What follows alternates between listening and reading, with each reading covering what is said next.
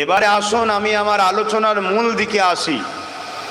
মসজিদে আজান হয়েছে, কিন্তু আজকে খবর পেলাম আজকের দিনের জন্য নামাজ 4:30 হবে ইনশাল্লাহ, এটা খবর পেলাম। তো উজু করার টাইম রেখে তার আগে মুহূর্ত পর্যন্ত কথা বলবো, কিন্তু কথা বলার আগে নিশ্চয়ই আমার আগে বাইজিৎ ভাই বলছিলেন, তিনার আগে স্যার বলছিলেন এলাকায় দীর্ঘদিন শিক্ষকতা করেছেন, কি নাম যেন, তৌহিদ সাহেব। হ্যাঁ, এ কথা ঠিকই, অত্যন্ত বেদনা দুঃখ নিয়ে বলছি। 2014-15 থেকে সংগ্রাম করছি, আন্দোলন করছি, এ সমাজকে, জাতিকে, কমকে বুঝিয়েছি যে একটা দিন আসছে যেদিন আপনি আপনার মসজিদে ঢুকতে যাবেন, মসজিদের সামনে AK-47 দাঁড়িয়ে থাকবে। এ ওয়াজ, এ আলোচনা করেছি না করিনি? এ কমকে আমি বলেছি যে একটা দিন আসবে তোমার ওয়াকাফ তোমার থেকে কেড়ে নেওয়া হবে। এ কমকে বিভিন্ন দিক দিয়ে আমি বুঝিয়েছি, কিন্তু দুঃখ বেদনা ভরা ভাষা নিয়ে বলছি, আমাদেরই সমাজের একদল দাড়িওয়ালা, টুপিওয়ালা, ছদ্মবেশী নামধারী মুসলিম দরদি মুনাফেক বক্তাদের জন্য আজকে এখানে দাঁড়িয়ে বিজেপির বিরুদ্ধে লড়াই করতে হচ্ছে। যদি আজকে এই গাদ্দার গুলো যদি গাদ্দারি না করত, আমাদেরকে এখানে নেবে মূল্যবান সময় দিয়ে লড়াই করতে হতো না। ইনশাআল্লাহ আজকে একটা চেয়ারের পা আমাদের যদি থাকতো, তাহলে যেখানে বিল তৈরি হচ্ছে ওখানে আমাদের লোক থাকতো। যখনই এই বিল সংবিধান বিরোধী বিল, সঙ্গে সঙ্গে আমাদের লোক ওখানেই চেয়ার তুলে মারত যে তুমি দেশের বিরুদ্ধে গাদ্দার।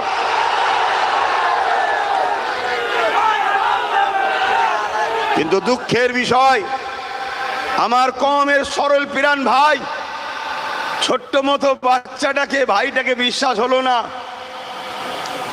নানা রকম ঘুমটা দেখে, নানা রকম নাচ দেখে, নানা রকম মিথ্যা ষড়যন্ত্র দেখে, আর তথাকথিত মুসলিম সুরাতে মুনাফিক দালালগুলোকে দেখে আপনারা সব হাতছাড়া করে ফেলেছেন।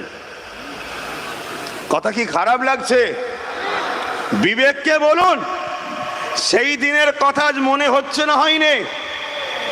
আজকে বলুন, টোটাল ভারত থেকে যদি বীর মুজাহিদ যদি গোটাকুড়ি থাকতো, তাহলে আজকে এই আইনের জন্য আমাদেরকে রাস্তায় নামতে হতো না। ওই আইন সবার ভেতরেই ফাটাফাটি একদিন হয়ে যেত। কেন? এটা একদিকে যেমন ইসলামের বিরুদ্ধে, আর একদিকে তেমন এ আইন দেশের সংবিধানের বিরুদ্ধে। তাহলে বলুন, আমি কি কিছু ভুল করেছিলাম সেদিন? একটু আওয়াজ দেন। আমি কিন্তু চুপ করে গিয়েছিলাম, দুঃখে বলা বন্ধ করে দিয়েছিলাম। আমাকে বাইজিৎ ভাই প্রায় বলতো, আপনি না কথা বললে হয়, আপনি কথা বলেন। আমি কি বলবো, সব তো বলে দিয়েছি। আমি তো এমনও বলেছি যে 3 বছর সময় দিচ্ছি। 2023-এ বলেছিলাম 3 বছর, 23-এ শেষের দিকে বলেছিলাম 3 বছর সময় দিচ্ছি। চোখ দিয়ে পানি নয়, রক্ত বেরোবে।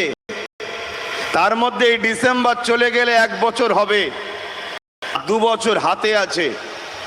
এখানে অনেকে ওয়াকাফ নিয়ে বলেছে, কিন্তু আপনারা কখনো ভেবেছেন যে ওয়াকাফ তো স্বাধীনতার পর থেকে, তার আগের খবর আমি জানি না, স্বাধীনতার পর থেকে 77 বছর ধরে ওয়াকাফকে তো কম বেশি সবাই চুরি করে খাচ্ছে।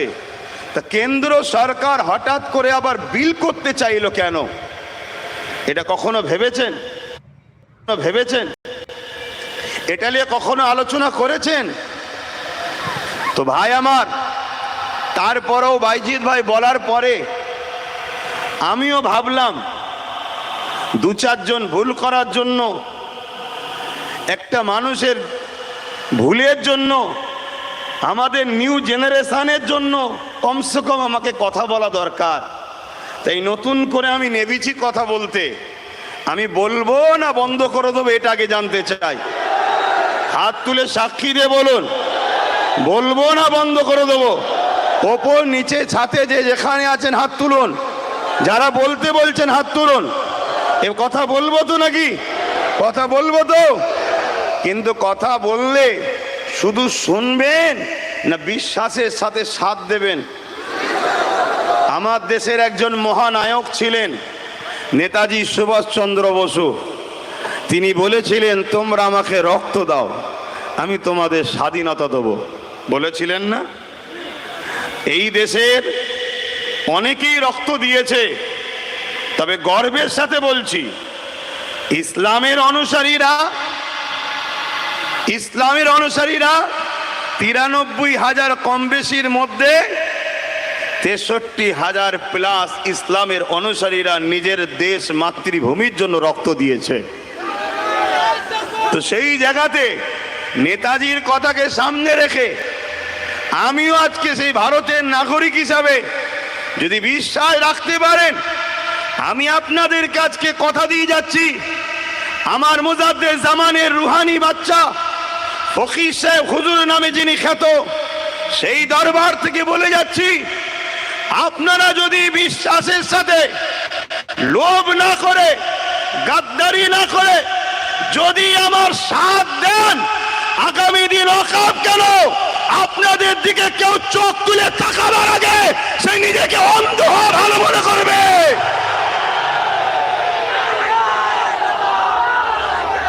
কিন্তু বন্ধু ভাইয়ের আমার, সাথ দিতে হবে। 500 টাকায় যদি বিক্রি হয়, ওয়াকফ তো যাবে বাপ। 2 কেজি তেল, 1 কেজি চাল, আলু পেঁয়াজি যদি বিক্রি হয়ে যায়, তাহলে ওয়াকফ তো যাবে। এখন তো ওয়াকফ যাচ্ছে, একটু অপেক্ষা করুন না, ওয়াকফটা গেলে কি ভয়ানক পরিস্থিতি হবে সেটা শুনুন। আশা করছি এ বিষয়ে কেউ এখানে আলোচনা করেনি, কেন এত আলোচনা হচ্ছে আমি দেখছি। এই আলোচনা কোনো এক জায়গায় যেন কারো বিরুদ্ধে কারো পক্ষে হচ্ছে, কিন্তু আজকের আলোচনা অবশ্যই জালিমের বিরুদ্ধে, আল্লাহ রসুলের পক্ষে আমরা আলোচনা করতে এসেছি, এখানে কোনো সন্দেহ নাই। তাই মনে রাখবেন, সাথ দেবেন তো নাকি? কথা বলুন, সাথ দেবেন তো? এ হাত সত্য তো? কিন্তু এ লড়াইটা তো অনেক বড়, এ লড়াই তো ছোট নয়। আমি তো, আমার আগে ভাই বলল, নিজের মুখে নিজের কি নাম করি বলেন না, নওজুবিল্লাহ। বুঝাতে চাইছে যে বিশ্বাসটা হয় কেন, আমরা 2-5টা মুখ আর আমার বিরুদ্ধে 2-5 লাখ মুখ। আমি আজ বুঝিয়ে যাব, কালকে 2-5 লক্ষ মুখ চারিদিকে কানে গুজুর গুজুর গুজুর গুজুর করবে।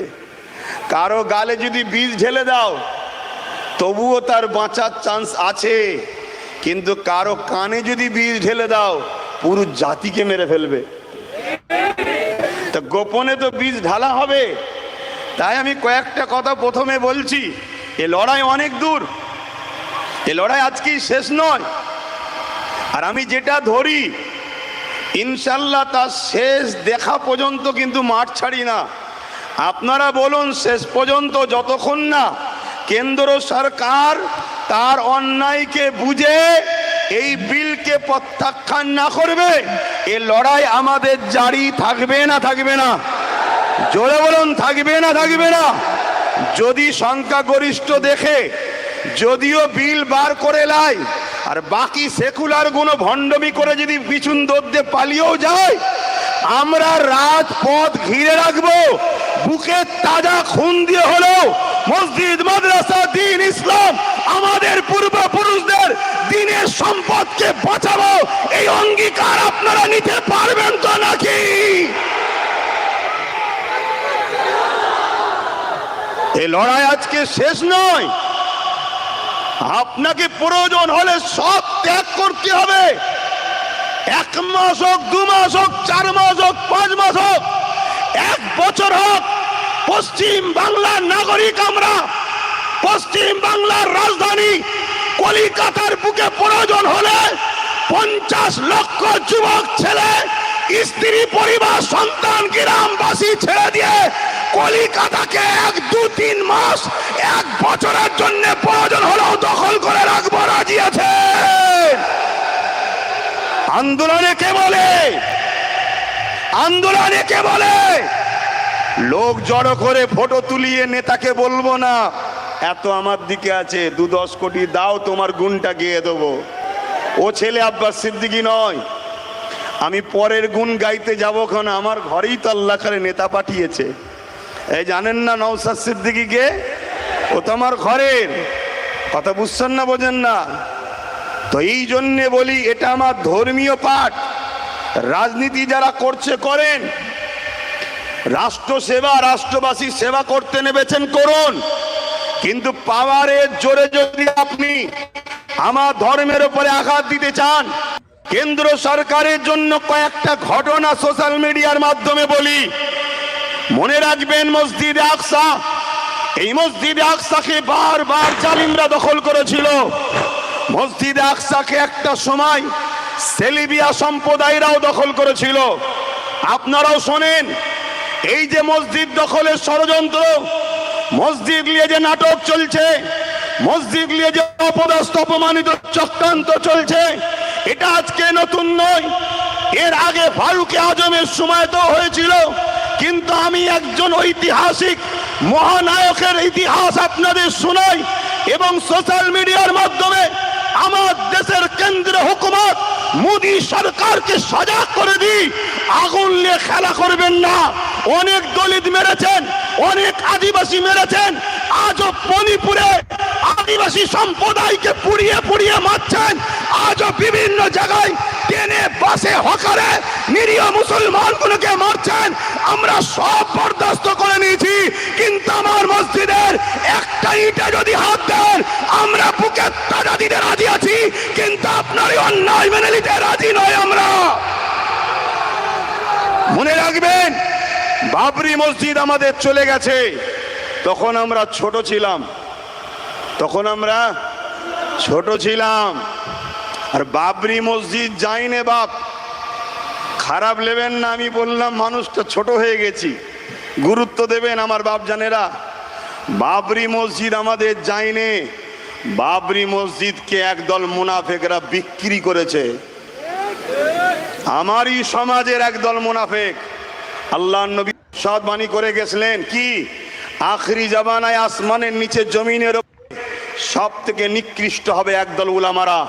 আমি সমস্ত উলামা বলবো না, কেন আজকে উলামাদের জন্যই তো এই জনসভা। আমার আগে মাস্টার সাহেব বলছিলেন না, উলামারাই আন্দোলন শিখায়, তারপরে 10 বছর পর বুদ্ধিজীবীদের উলামারা আল্লাহর আরশের পর্যন্ত খবর রাখে। উলামাদের সঙ্গে কেউ কখনো পাল্লা দিয়ে পারবে না, এবং দেশ স্বাধীনতার অবদানে সব থেকে বেশি উলামাদের হাত আছে। কিন্তু রাসূলুল্লাহর এই হাদিসকে আমাদের মাথায় রাখতে হবে, একদল উলামা আখিরি জামানায় জমিনের ওপরে আসমানের নিচে সব থেকে নিকৃষ্ট হবে।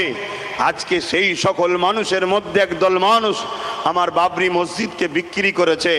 কিন্তু আজ আলোচনার মাধ্যম দিয়ে এটাও জানাই, আপনারা বলুন আমাদের সম্পদ, আমাদের মসজিদ বাবরি ওই জায়গাতেই ফিরিয়ে পাওয়া দরকার আছে না নাই?